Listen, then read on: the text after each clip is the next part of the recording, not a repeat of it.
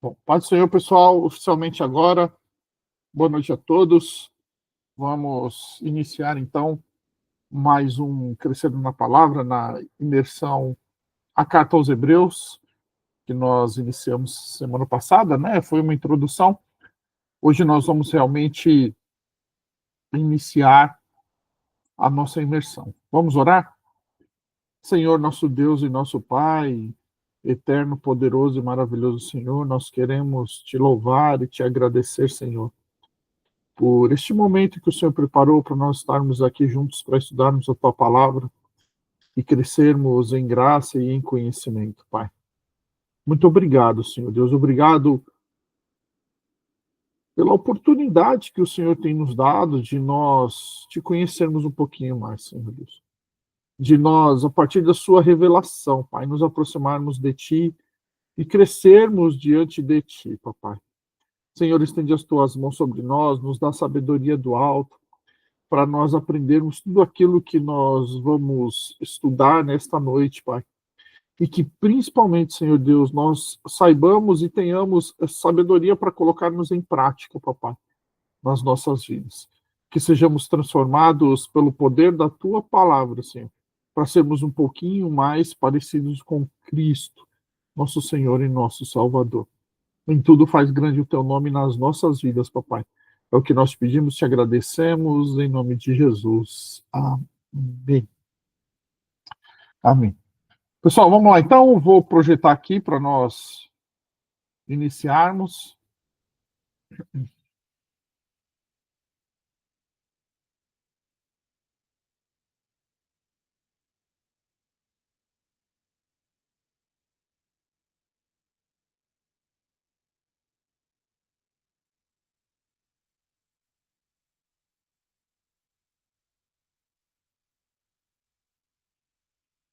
Bom, hoje, então, nós vamos dar início é, realmente ao conteúdo da carta, né? Semana passada nós vimos a questão de autoria, destinatário, destinação, os elementos mais formais da carta aos Hebreus. E aí hoje, então, nós vamos entrar realmente no seu conteúdo, né?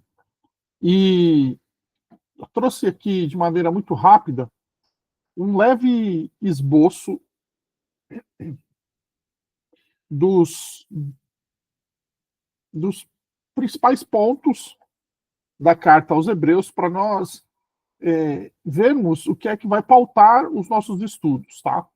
Nós vamos nos pautar nesses pontos macros, e aí, a partir desses pontos, então, nós vamos entrar em todos os temas realmente que a carta aos Hebreus ela trata, tá? O primeiro é a condição definitiva do cristianismo, capítulo 1 até o capítulo 2, verso 18. Depois, o verdadeiro lar do povo de Deus, capítulo 3, verso 1 até o capítulo 4, verso 13. Depois, o sumo sacerdócio de Cristo, do verso 4, 14 ao verso 6, 20. Ao capítulo 6, verso 20. Depois, a ordem de Melquisedeque, do capítulo 7, verso 1 até o verso 28. Tá? Aqui, pessoal, uma curiosidade, vocês estão vendo que está 7.1/28, né? Isso quer dizer que é o capítulo 7, do verso 1 ao verso 28, tá? Quando você não tem depois um número e um ponto, significa que é o versículo e não o capítulo, tá? Aliança, santuário e sacrifício, do capítulo 8, verso 1 ao capítulo 10, verso 18. Chamado à adoração, à fé e à perseverança, do capítulo 10, 19 ao capítulo 12, 29. E exortação final, oração, o capítulo 13, verso 1 ao verso 21, e o pós-escrito, também no capítulo 13, do verso 22 ao verso 25. Então, essa é a estrutura macro que nós vamos trabalhar, e a partir, então, dessa estrutura, todos os temas da carta aos Hebreus. Para nós entendermos, pessoal, como que se dá a construção de pensamento. Tá? A carta ela é escrita de forma corrida, né, como nós já falamos, em outros estudos. Então, tem uma linha de pensamento, né? Não são temas isolados. Nós vamos ver como que todos os temas eles estão interligados e eles formam, então, uma linha de pensamento. E hoje nós vamos começar, então, a condição definitiva do cristianismo. Tá? E a condição definitiva do cristianismo, ela é subdividida em 2 pontos. A revelação definitiva de Deus em seu Filho, que vai do verso 1 ao verso 4 do primeiro capítulo, e Cristo é melhor ou superior do que os anjos, que vai aí do verso 5 ao verso 18. E aqui tem uma curiosidade, pessoal, que quando eu estava montando esse estudo, eu pensei que nós fôssemos conseguir ver o capítulo inteiro hoje, mas nós não vamos, tá? Então, hoje nós vamos ver o quê? Só a primeira parte, a revelação definitiva de Deus em seu Filho. Capítulo 1, os verso 1, 2, 3 e 4 do capítulo 1. E vocês vão ver quanta coisa, pessoal, nós temos dentro desses 4 versículos.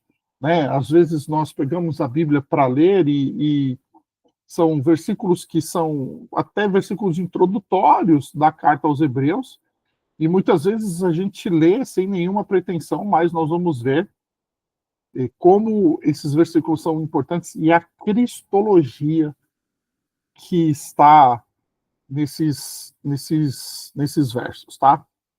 Aí, o que eu fiz? Eu trouxe aqui o capítulo 1 para a gente, na íntegra, para nós lermos, tá? Nós vamos ler agora. Se vocês perceberem, não tem nenhuma divisão de versículos, tá? Esse é o capítulo 1. Amanhã, eu comecei a fazer hoje, não consegui terminar. Amanhã eu vou terminar de colocar a carta aos Hebreus inteira no Word, sem divisão de capítulos e versículos, e vou mandar lá no grupo para nós lermos, para vocês lerem, para vocês fazerem esse exercício, para vocês entenderem como que a nossa compreensão de certos aspectos fica até melhor, porque às vezes a gente se prende muito à divisão de capítulos e versículos e os temas, os subtemas que tem.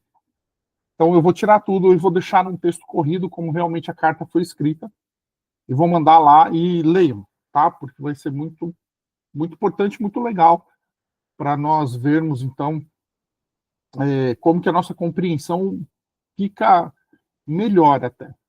Vamos lá, então. O capítulo 1 da carta aos Hebreus diz assim: antigamente, Deus falou muitas vezes de muitas maneiras aos pais, pelos profetas, mas nesses últimos dias nos falou pelo Filho, a quem constituiu o herdeiro de todas as coisas e pelo qual também fez o universo. O Filho, que é o resplendor da glória de Deus e a expressão exata do seu ser, sustentando todas as coisas pela sua palavra poderosa, depois de ter feito a purificação dos pecados, assentou-se à direita da majestade, nas alturas, tendo se tornado tão superior aos anjos quanto herdou mais excelente nome do que eles, o Filho e os anjos. Pois a qual dos anjos Deus em algum momento disse: você, meu filho, hoje eu gerei você? E outra vez, eu lhe serei pai, e ele me será filho? E novamente, ao introduzir o primogênito no mundo, diz: e todos os anjos de Deus o adorem. Ainda quanto aos anjos, diz: aquele que a seus anjos faz ventos, e a seus ministros labaredas de fogo. Mas a respeito do Filho diz: o teu trono, ó Deus, é para todo sempre. Cetro de justiça é o cetro do teu reino. Amaste a justiça e odiaste a iniquidade. Por isso Deus, o teu Deus, te ungiu com óleo de alegria, como a nenhum dos teus companheiros. Diz ainda: no princípio, Senhor, lançaste os fundamentos da terra, e os céus são obra das tuas mãos. Eles perecerão, mas tu permaneces. Todos eles envelhecerão como veste, como manto tu os enrolarás, e como roupas serão igualmente mudados. Tu, porém, és o mesmo, e os teus anos jamais terão fim. Ora, a qual dos anjos Deus em algum momento disse: sente-se à minha direita, até que eu ponha os seus inimigos por estrado dos seus pés? Não são todos eles espíritos ministradores enviados para o serviço a favor dos que hão herdar a salvação? Então, esse, pessoal, é o primeiro capítulo da carta aos Hebreus, tá? Hoje, nós vamos ficar somente na primeira parte, que diz assim: antigamente, Deus falou muitas vezes e de muitas maneiras aos pais pelos profetas, mas nestes últimos dias nos falou pelo Filho, a quem constituiu o herdeiro de todas as coisas e pelo qual também fez o universo. O Filho, que é o resplendor da glória de Deus e a expressão exata do seu ser, sustentando todas as coisas pela sua palavra poderosa, depois de ter feito a purificação dos pecados, assentou-se à direita da majestade nas alturas, tendo se tornado tão superior aos anjos quanto herdou mais excelente nome do que eles. Então, aqui, pessoal, nesse texto, nós vamos encontrar já assim, no início da carta, nós vamos encontrar um clímax, tá? Quais são os clímax que nós encontraremos aqui? Da revelação de Deus em seu Filho, da pessoa do Filho, da obra do Filho e da posição do Filho. Então, esses 4 versículos iniciais da carta aos Hebreus, eles vão trazer para nós. Só um minutinho.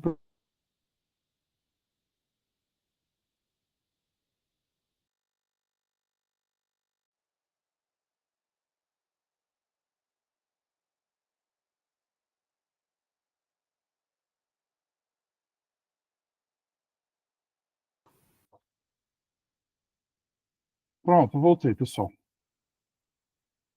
Então, só esses primeiros 4 versículos, eles vão trazer para nós, então, sobre a revelação de Deus em seu Filho, sobre a pessoa do Filho, a obra do Filho e a posição do Filho. E aí, quando a gente fala da revelação de Deus no Filho, da pessoa do Filho, da obra do Filho e da posição do Filho, nós vamos lembrar das aulas do Crescendo na Palavra no início do ano, quando nós vimos Cristologia. E não sei se vocês se recordam ou não, mas semana passada, quando nós estudamos a introdução da carta aos Hebreus, nós vimos que ela é fundamental dentro do cânon do Novo Testamento, porque ela vai trazer para nós um ponto da cristologia que nenhuma outra epístola ou carta do Novo Testamento traz, que é o sacerdócio de Cristo, né, que é Cristo como sumo sacerdócio. E para chegar até o sumo sacerdócio de Cristo, o autor vem desenvolvendo uma linha de pensamento. E ele parte, então, dessa parte da cristologia, que é o que nós vamos ver hoje. E vocês vão ver quantas coisas, ou quanta coisa nós temos somente nesses 4 versículos. Vamos lá, vamos começar então.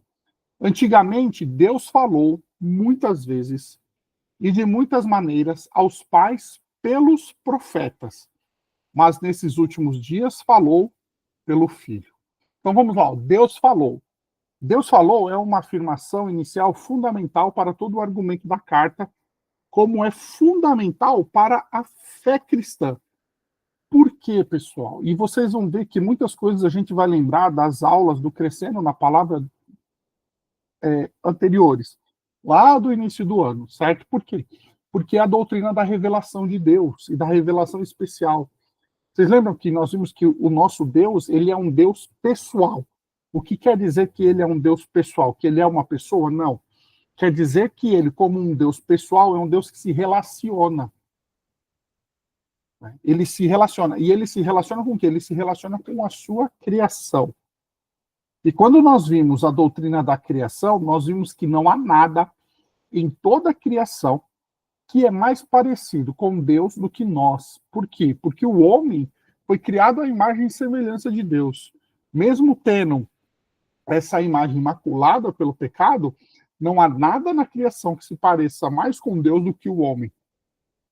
Então, quando Deus escolhe se revelar pessoalmente, ele escolhe se revelar ao homem. Ele interage com a criação. E essa revelação aqui que o autor está falando é a revelação especial. Vocês lembram que nós temos a revelação geral e a revelação especial? A revelação geral é o que nós chamamos de teologia natural, quando Deus se revela pela criação, mas pelas obras da criação. Né? Salmo, se eu não me engano, 19, né? Um dia mostra sabedoria, outro dia. Tá lá, eu não vou lembrar de cor agora, mas assim, nós olhamos para a criação e nós vemos aspectos do Criador na criação. Não é essa a revelação aqui. Aqui está falando da revelação especial, quando Deus ele fala diretamente com o homem. Tá? E ele começa dizendo assim, ó, antigamente Deus falou muitas vezes e de muitas maneiras. Aos pais, pelos profetas. Então ele falou aos pais assim, aos nossos antepassados. Ele falou o quê? Pelos profetas, né? Nós olhamos para o Antigo Testamento e nós vemos que Deus usava os profetas. Lembra que nós vimos que nós temos o sacerdote e o profeta. O sacerdote é aquele que leva as orações ou as súplicas do povo a Deus, então ele leva o povo a Deus, e o profeta é aquele que traz a palavra de Deus aos homens. Né? O sacerdote leva o homem até Deus, o profeta, ele traz Deus até o homem. Então Deus falou como? Deus falou pelos profetas. E depois, isso representa o Antigo Testamento. Depois, ou nestes últimos dias, Deus falou por meio de quem? Por meio do seu Filho. E aqui representa o quê? O Novo Testamento. Então você vê que já no início da carta aos Hebreus, nós temos ali implicitamente o quê? A progressão da revelação, da promessa ao seu cumprimento. Porque quando ele fala do Antigo Testamento, ele está falando de tudo aquilo que os profetas profetizaram. E tudo aquilo que o Antigo Testamento traz, não só as profecias, mas todos os ritos, todas as coisas apontavam para quem? Apontavam para Cristo. E aí se cumpre onde? Todas essas coisas se cumprem em Cristo. Por isso que ali ele já traz para a gente uma progressão da revelação, da promessa ao seu cumprimento. Isso vai ficar muito claro para nós quando nós chegarmos no capítulo 11 e vermos ali a galeria dos heróis da fé. Isso vai ficar muito, muito claro para a gente, mas já dá para a gente perceber aqui como que o autor já traz, então, essa progressão da revelação. Vamos lá, vamos continuar. Olha, muitas vezes e de muitas maneiras. Ou seja, Deus falou antigamente não só pelos profetas, mas ele também falou por meio das suas obras de misericórdia e juízo. Quando Deus operava misericórdia, quando Deus operava juízo no Antigo Testamento, Deus estava se comunicando com o homem, estava se relacionando, estava se revelando, ele estava mostrando o seu ser, ele estava mostrando quem ele é. Né? Ele se fez conhecido por meio dos seus servos, os profetas. E Deus falou na tempestade e no trovão a Moisés, e uma voz suave e calma a Elias, e por meio das torrentes do Eufrates. Então ele usou sacerdotes, ele usou profetas, ele usou sábios, ele usou cantores. Foram de diversas maneiras, estes homens foram os porta-vozes do Senhor, para trazer o quê? A revelação de Deus para as pessoas do Antigo Testamento.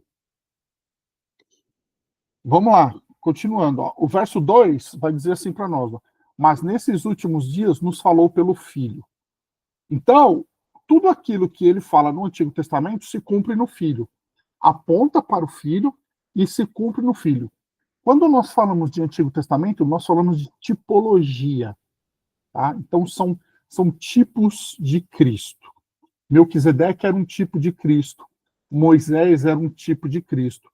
Josué era um tipo de Cristo. Davi era um tipo de Cristo. E Cristo é o quê? É o antítipo. Ou seja, Cristo é o cumprimento daquelas imagens do Antigo Testamento. Tudo aponta para Cristo e se cumpre em Cristo. Então, o ápice da revelação de Deus está onde? Está no seu Filho. A palavra de Deus, ela foi completamente proclamada no Filho.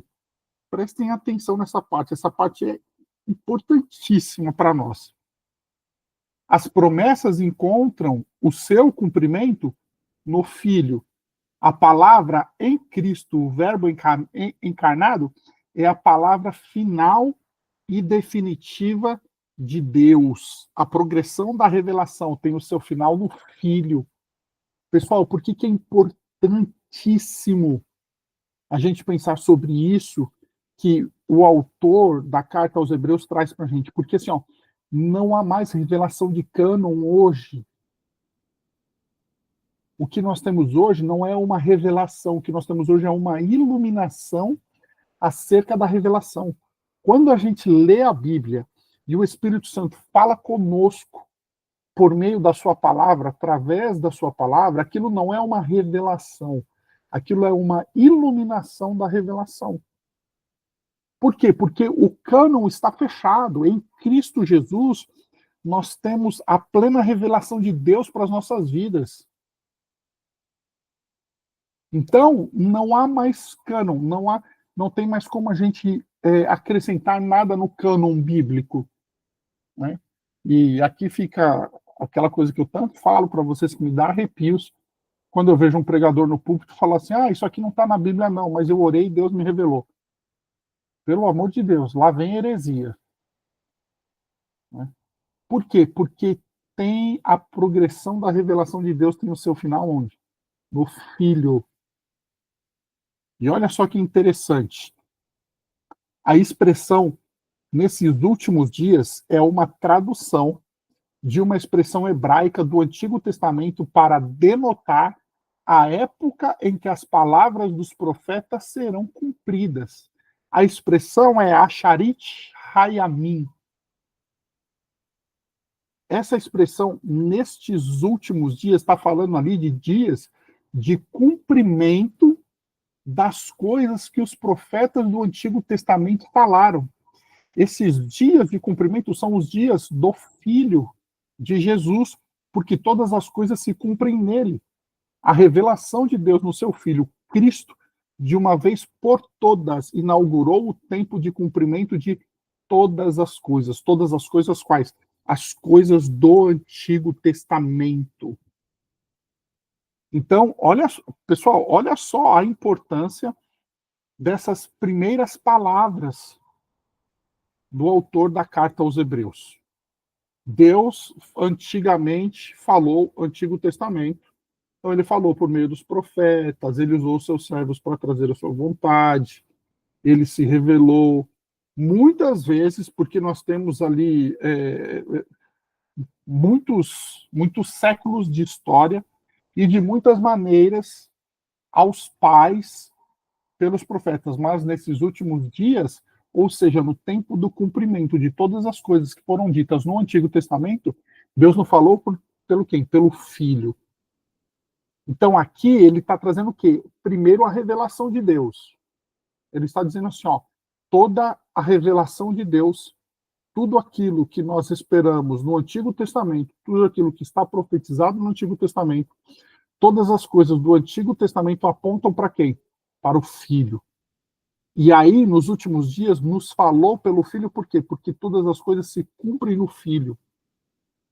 Então, quando ele traz o Filho agora como a revelação de Deus, ele vai entrar num outro ponto, que é esse aqui, preste atenção. Antigamente, Deus falou muitas vezes, de muitas maneiras, aos pais, pelos profetas, mas nesses últimos dias nos falou pelo Filho, a quem constituiu herdeiro de todas as coisas. Então, primeiro ele trabalha o Filho como a revelação, e depois ele vem trabalhar o quê? Ele vem trabalhar o Filho como herdeiro. Essas palavras, herdeiro de todas as coisas, fazem eco ao Salmo 2, verso 8. Vocês lembram que nós vimos semana passada que o livro aos Hebreus é o livro que mais traz citações implícitas e explícitas do Antigo Testamento, né? Nós vamos voltar muito lá no Antigo Testamento, tá? O primeiro já está aqui, herdeiro de todas as coisas, faz eco ao quê? Ao Salmo 2:8. Eu trouxe o verso 7 também para dar o contexto para nós entendermos, tá? O rei diz: proclamarei o decreto do Senhor. Ele me disse: você é meu filho, Hoje eu gerei você. Peça, e eu lhe darei as nações por herança, e as extremidades da terra por sua possessão. Ele, tanto ungido do Senhor, quanto aclamado por Deus como seu filho. Ele é, né, tanto o ungido do Senhor, faltou um verbo de ligação ali, tá, pessoal? Ele é tanto o ungido do Senhor, quanto ele é aclamado como o quê? Como o Filho. Então, a primeira coisa que ele nos traz, a segunda, né? A primeira coisa que ele traz sobre o Filho é que o Filho é a revelação de tudo aquilo que foi dito no Antigo Testamento, o cumprimento de todas as coisas, e ele é o herdeiro também de todas as coisas que são do quê? Que são do Pai. E aí ele prossegue. Depois que ele diz a quem constitui o herdeiro de todas as coisas, ele diz assim, ó, pelo qual também fez o quê? O universo. E aí quando ele diz que o Filho é aquele pelo qual Deus fez o universo, a palavra para universo aqui, geralmente, universo na Bíblia, ou mundo, quando quer dizer de uma forma mais geral, é cosmos. Mas aqui não, aqui é aion. A palavra grega aion, que significa para sempre, uma idade ininterrupta, um tempo perpétuo, uma eternidade, os mundos, o universo, um período de tempo, uma idade, uma geração. Quando fala de uma idade ininterrupta, um tempo perpétuo, a eternidade, mas também fala sobre mundos, universo, período de tempo, idade e geração, ele está falando assim, ó, todo o universo criado de tempo e espaço. Ou seja, quando ele fala do universo aqui, é universal mesmo, tá? Não é redundante falar isso, é universal. Porque quando fala de universo, está falando de todas as coisas, de todos os tempos, de todas as gerações, de todas as idades. Então, assim, ó, todas as coisas, tudo foi feito pelo Pai por meio do Filho. Então, todo o universo criado de tempo e espaço, Deus trouxe à existência pela agência e pela mediação do seu Filho. E isso vai fazer eco onde? A João 1,3. Todas as coisas foram feitas por ele, sem ele nada do que foi feito se fez. E onde também? Colossenses 1,16. Pois nele foram criadas todas as coisas, nos céus e sobre a terra, as visíveis e as invisíveis, sejam tronos, sejam soberanias, sejam quer principados, quer potestades, tudo foi criado por meio dele e para ele. A concepção de Cristo como agente e mediador do Pai na obra da criação está baseada em Provérbios 8, 22, 31, que é a personificação da sabedoria, Cristo. Acho que eu já comentei com vocês, não sei se foi no Crescendo na Palavra, acho que foi, sobre aquela passagem de Provérbios que diz assim, eu amo os que me amam e os que me buscam de madrugada me acharão. Aquele texto está falando da sabedoria. Só que quando nós olhamos para Provérbios, a sabedoria, Cristo é a sabedoria personificada. Ali tem uma metáfora que, quando fala sabedoria, é a personificação dela em Cristo Jesus. Tá? E aí, esse texto está fazendo um eco lá em Provérbios 8, 22, 31, que vai dizer para nós assim, ó, o Senhor me possuía no início da sua obra, antes das suas obras mais antigas, fui estabelecida desde a eternidade, desde o princípio, antes do começo da terra. Nasci antes de haver abismos, quando ainda não havia fontes carregadas de águas. Antes que os montes fossem firmados, antes de haver colunas, eu nasci. Deus ainda não tinha feito a terra, nem os seus campos, nem sequer o princípio do pó do mundo. E eu estava lá, quando ele preparava os céus, quando traçava o horizonte sobre a face do abismo. Estava lá, quando ele firmava as nuvens de cima, quando estabelecia as fontes do abismo. quando fixava ao mar os seus limites, para que as águas não transgredissem a sua ordem. Quando ele compunha os fundamentos da terra, eu estava com ele e era o seu arquiteto. Dia após dia, eu era a sua alegria, divertindo-me em todo o tempo na sua presença, divertindo-me no mundo inabalável e achando alegria junto aos filhos dos homens. Então, quando nós olhamos para esse eco da carta aos Hebreus, de Provérbios, da personificação da sabedoria em Cristo Jesus, a concepção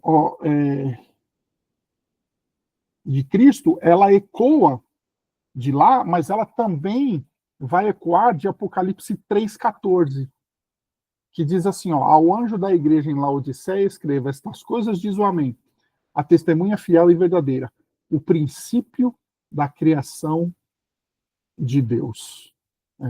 Nós sabemos, pessoal, que o verbo, quando João fala que Cristo é o verbo encarnado, o verbo, ele representa para nós a ação. Então, a ação de Deus, a criação de Deus, a ação criadora de Deus se dá em Cristo Jesus. É por meio de Cristo Jesus que Deus cria todas as coisas. E aí, vamos pegando os temas aí, tá? Primeiro, então, nós estamos só nos 2 primeiros versos por enquanto. Primeiro, o autor da carta aos Hebreus, ele traz Cristo como a revelação. Aquele em quem se cumpre todas as coisas que foram preditas aos pais no Antigo Testamento. E nele se cumpre de uma vez por todas, e nele há a definitiva revelação da palavra do Senhor. E esse, então, que é a revelação, ou seja, o cumprimento de todas as coisas, ele foi constituído como o quê? Como um herdeiro. Ou seja, tudo aquilo que foi feito por meio dele é para ele. E aí, pelo qual também fez o universo, ou seja, todas as coisas, não há nada, absolutamente nada que foi criado sem ele. Tudo foi criado por meio dele, para ele. E aí, ele vai prosseguir. Depois que ele fala, então, que o universo foi criado por meio de Cristo, ele diz assim, ó, o Filho que é o resplendor da glória de Deus. E aí, quando ele fala de resplendor, ele usa uma palavra grega que é apalgasma, que significa brilho refletido, que reflete perfeitamente a majestade de Deus. Um fulgor que brilha radiante de uma luz que procede de um corpo luminoso e também que emite raios.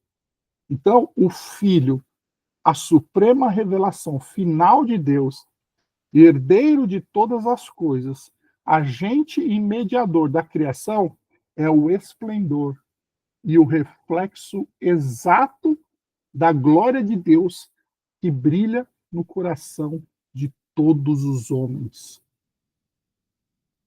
E aqui, pessoal, já dá para a gente ter um vislumbre, então, da cristologia que está embutida, que está implícita nesses versículos iniciais da carta aos Hebreus. O Filho, a suprema revelação final de Deus, porque todas as coisas se cumprem nele, o herdeiro de todas as coisas, agente e mediador da criação, é o esplendor e o reflexo exato da glória de Deus, que brilha onde? Que brilha no coração de todos os homens. Tá? E aí, então, depois que ele traz para nós que o Filho é o resplendor da glória de Deus, ele vai adiante. Veja bem, pessoal, o autor da carta aos Hebreus, ele está construindo um pensamento aqui, tá? Lá no final, a gente vai amarrar tudo isso, para a gente ver como que ele construiu esse pensamento, essa cristologia, tá?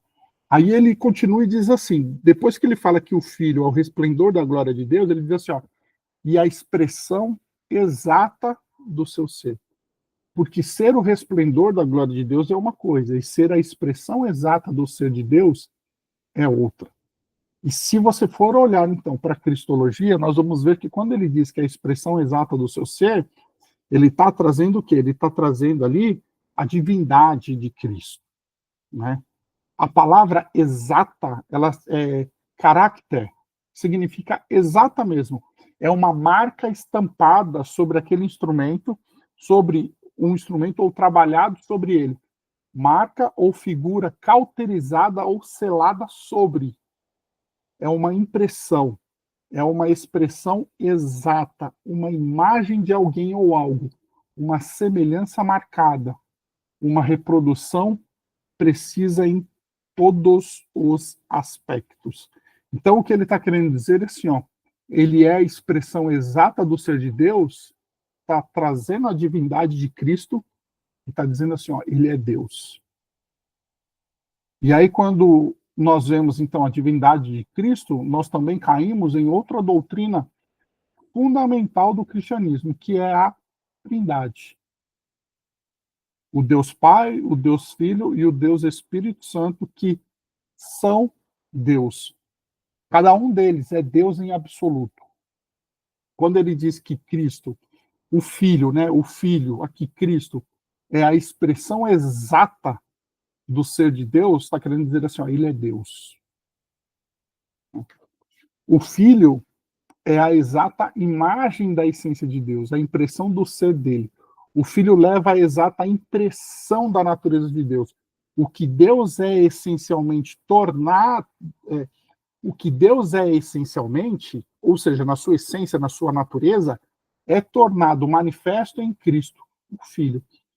Por isso que quando Jesus estava com os discípulos e Filipe olhou para Cristo e disse assim: mostra-nos o Pai. Cristo olhou para ele e disse assim: eu estou há tanto tempo com vocês e você, Filipe, me pede, me mostra o Pai. Quem vê a mim, vê o Pai. É por isso que Jesus falou isso, porque Jesus torna manifesto quem Deus é na sua essência. Quer saber quem Deus é? Olha para Cristo. Quer conhecer a Deus? Conheça Cristo.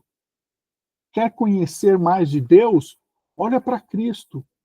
E aí, para olhar para Cristo, eu olho para onde? Para a sua revelação, que é o que? A Bíblia Sagrada.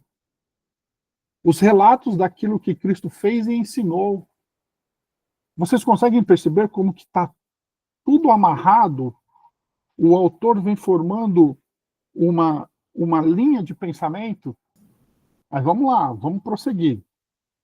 E aí, depois então que ele diz que o Filho é a expressão exata do ser de Deus, ele diz assim, ó, sustentando todas as coisas pela sua palavra poderosa. E poderosa aqui, pessoal, é dunamis, né? Que a gente está bem acostumado já, né? Os nossos jovens aí que vão na Zion direto, então estão mais acostumados ainda, né? Dá um glória aí. É. Dunamis significa poder, força, habilidade, poder inerente, poder que reside numa coisa pela virtude da sua natureza. Então, quando está falando aqui de uma palavra poderosa, ou seja, ele sustenta, é porque esse poder reside na virtude da sua natureza. A natureza do filho é poderosa. A palavra do seu poder pode também ser traduzida como palavra capacitadora ou palavra do seu poder, não somente palavra poderosa, tá, pessoal? Quando você vai ler outras versões, você pode encontrar também palavra capacitadora, palavra do seu poder, mas no original é dunamis, tá? Que é esse poder inato, é esse poder da sua natureza. Aquele que é o agente e mediador da criação não somente cria, mas também sustenta todas as coisas. Isso vai fazer eco de Colossenses 1,17. Ele é antes de todas as coisas, nele tudo subsiste. Ele sustenta, ele leva adiante todas as coisas no seu curso designado. Pessoal, aqui tem uma lição importantíssima para nós. é o que a teologia chama de obra da providência. Né? Deus, ele não criou todas as coisas por meio do seu Filho, e aí ele simplesmente deixou todas as coisas andarem e correrem, como o pagodeiro canta lá, né? Deixa a vida me levar, a vida leva eu. Não. Deus, Jesus aqui, né? Jesus, ou seja, o Filho, está sustentando todas as coisas. O Filho está no controle de todas as coisas. Nada foge do controle dele. Ele leva as coisas segundo o curso designado, segundo os propósitos dele. Os propósitos de Deus se cumprem. Nada foge do controle do nosso Deus. O nosso Deus não é aquele que toma um susto e fala assim: puxa, aconteceu, não era para ter acontecido, eu não queria que isso acontecesse, mas aconteceu. Não. Ele está no controle de todas as coisas. Ele está sustentando todas as coisas. Para quê?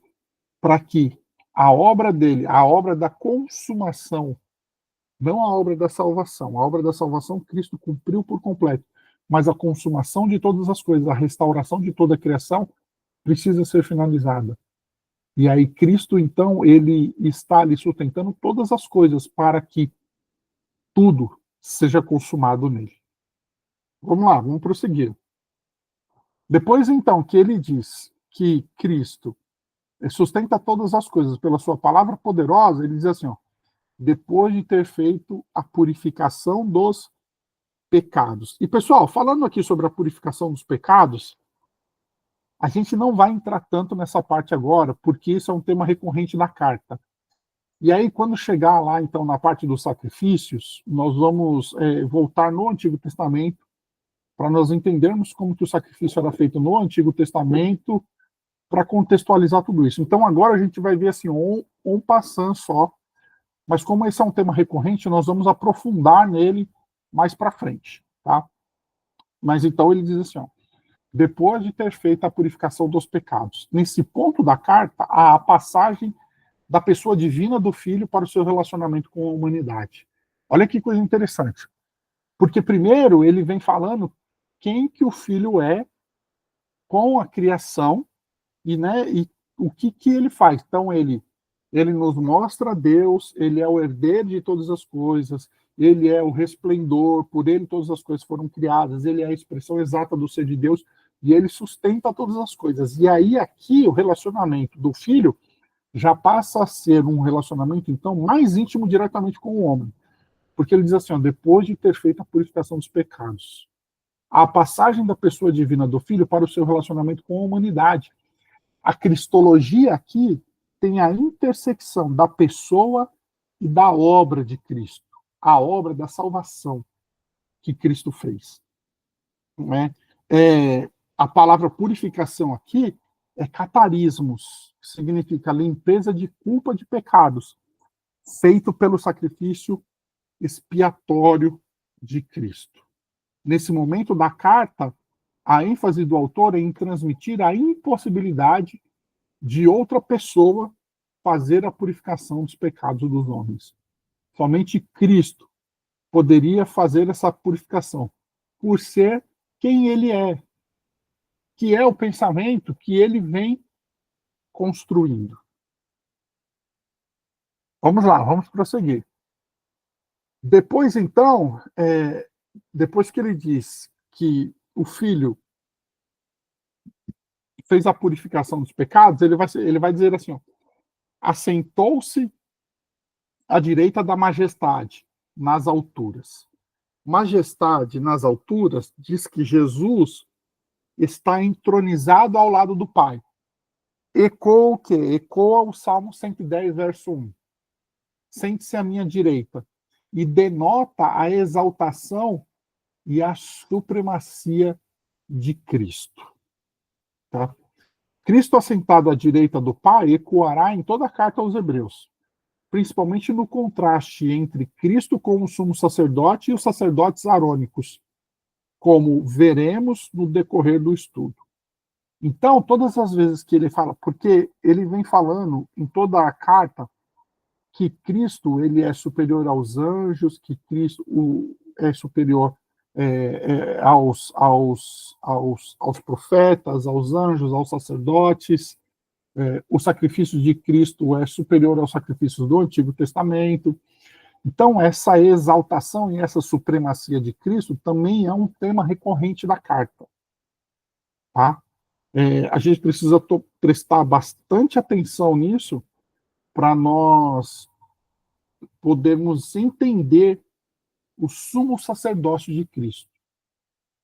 Tá? Em contraste com o quê? Com o sumo sacerdócio do Antigo Testamento e também ali da época em que Cristo estava encarnado, né? Estava como homem.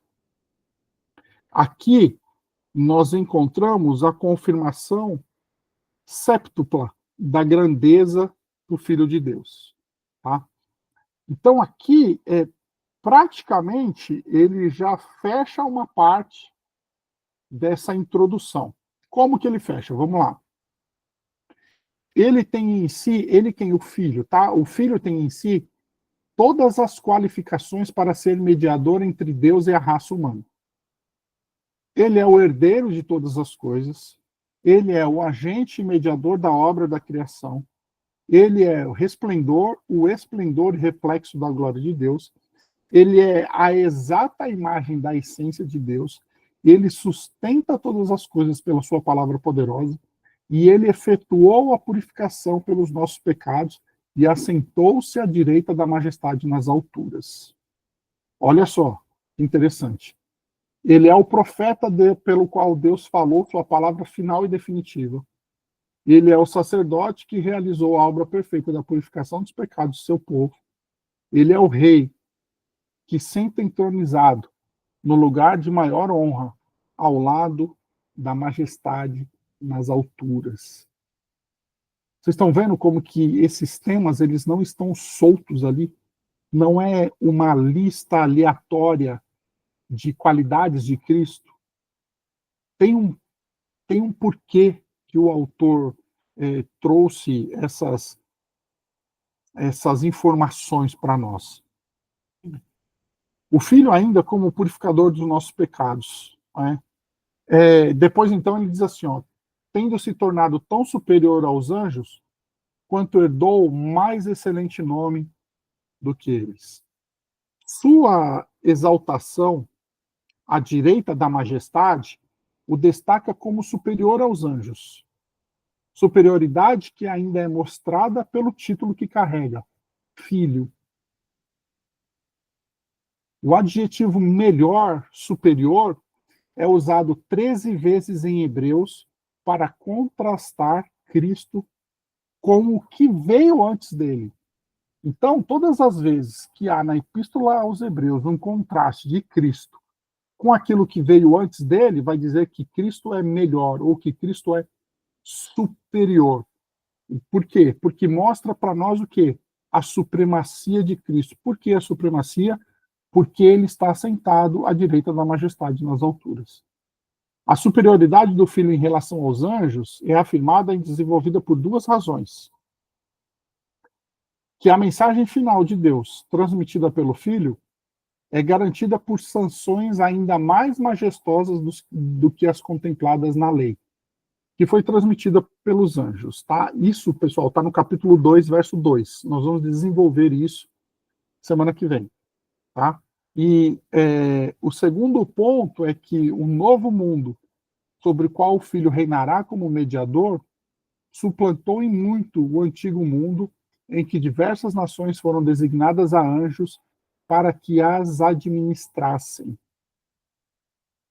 Ficou um ponto de interrogação aí. Ficou, né? Semana que vem, por quê? Está no capítulo 2, no verso 5, tá? Mas assim, ó, ele já prepara para a segunda parte do capítulo 1, porque ele vem falando, tendo se tornado tão superior aos anjos, quanto herdou mais excelente nome do que eles. Tá? E aí ele traz, então, essas duas questões aí, que nós veremos semana que vem. Agora deixa eu voltar aqui para nós conseguirmos fechar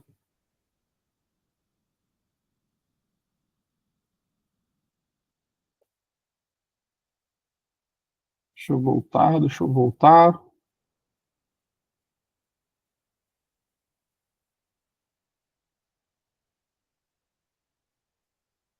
Vamos lá, então. Então, pessoal, vamos lá. Para a gente finalizar. Antigamente, Deus falou, muitas vezes e de muitas maneiras, aos pais pelos profetas. Antigo Testamento. Mas nestes últimos dias, ou seja, tempo do cumprimento das coisas que foram ditas pelos profetas aos pais, nos falou pelo Filho, porque o Filho traz a revelação definitiva de quem Deus é, a quem constituiu herdeiro de todas as coisas. Ou seja, todas as coisas foram feitas para o Filho. Por quê? Porque todas as coisas foram feitas por ele, e pelo qual também fez o universo. O Filho, que é o resplendor, ou seja, o esplendor, o brilho da glória de Deus no coração dos homens, e a expressão exata do seu ser, ou seja, ele é Deus, ele traz para nós a revelação plena e total de quem Deus é, sustentando todas as coisas pelo poder da sua palavra poderosa, porque ele tem poder para sustentar todas as coisas, para que os propósitos dele se cumpram. Depois de ter feito a purificação dos pecados, ou seja, depois de ter tirado os nossos pecados, ele assentou-se à direita da majestade nas alturas, tomando que o seu lugar de glória, a sua supremacia, tendo se tornado tão superior aos anjos, quanto herdou mais excelente nome do que eles. Ou seja, ele é superior aos anjos e ele tem um nome que é maior do que os anjos, maior do que todas as coisas.